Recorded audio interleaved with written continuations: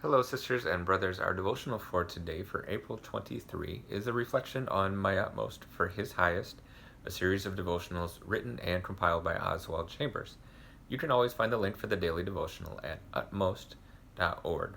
For today's devotional, we'll turn to 1 Corinthians chapter 3. I'm going to read just a few verses from that chapter. Find my spot here, verses 6 through 9 of 1 Corinthians 3. I planted the seed, Apollos watered it, but God has been making it grow.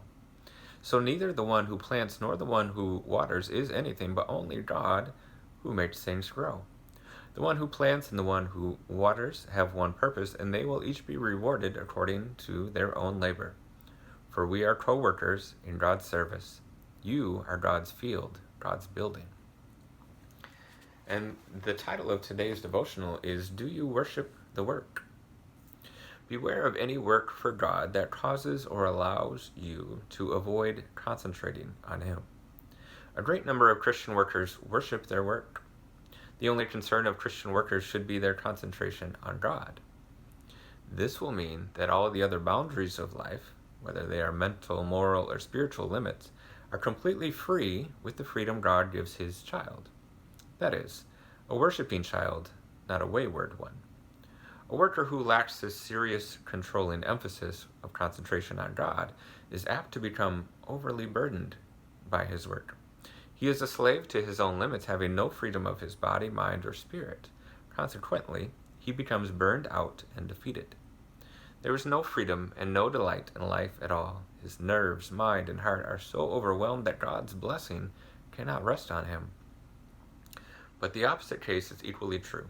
Once our concentration is on God, all the limits of our life are free and under the control and mastery of God alone. There is no longer any responsibility on you for the work. The only responsibility you have is to stay in living, constant touch with God and to see that you allow nothing to hinder your cooperation with Him. The freedom that comes after sanctification is the freedom of a child. And the things that used to hold your life down are gone. But be careful to remember that you have been freed for only one thing, to be absolutely devoted to your coworker. We have no right to decide where we should be placed, or to have preconceived ideas as to what God is preparing us to do. God engineers everything, and wherever He places us, our one supreme goal should be to pour out our lives in a wholehearted devotion to Him in that particular work. Whatever your hand finds to do, do it with your might. Ecclesiastes 9, verse 10. So I'm going to pose that same question that Chambers asks as the title of the devotional. Do you worship the work? Well, that's very easy to get caught up in. We can pursue good intentions. We can go after a good plan. We can follow a good ministry. And all of that may still be very burdensome if we're all about the work. It's interesting because there's an account that I follow on Instagram. It's called the Nap Ministry, and some people laugh when they hear that because, well, the Nap Ministry, what is that?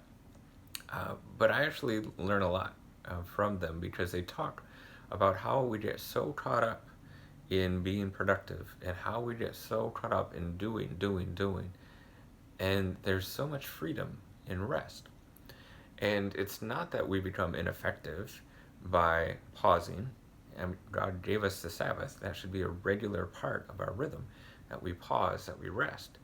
But even in those things that we do choose to do, the work that we choose to do, we have to make sure that it's not about the work and it's not about us, but it's about God.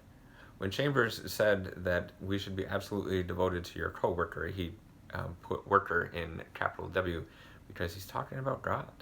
We should be laboring with God, not doing this work for God as if we're trying to earn something or trying to accomplish something apart from Him. We're working alongside God. Wherever He has placed us, whatever He has called us to do, that is the work that we are to do. If He calls it to end tomorrow, we have to be willing to say, okay, Lord, I'm with you. I'll go wherever you have me go. So think about that. Reflect on that question. Do you worship the work? Hopefully you don't. But if you do, take some time to refocus and maybe take some time to pause and to rest so that you can be fully devoted to your coworker. Thank you as always for listening. Be safe and stay well.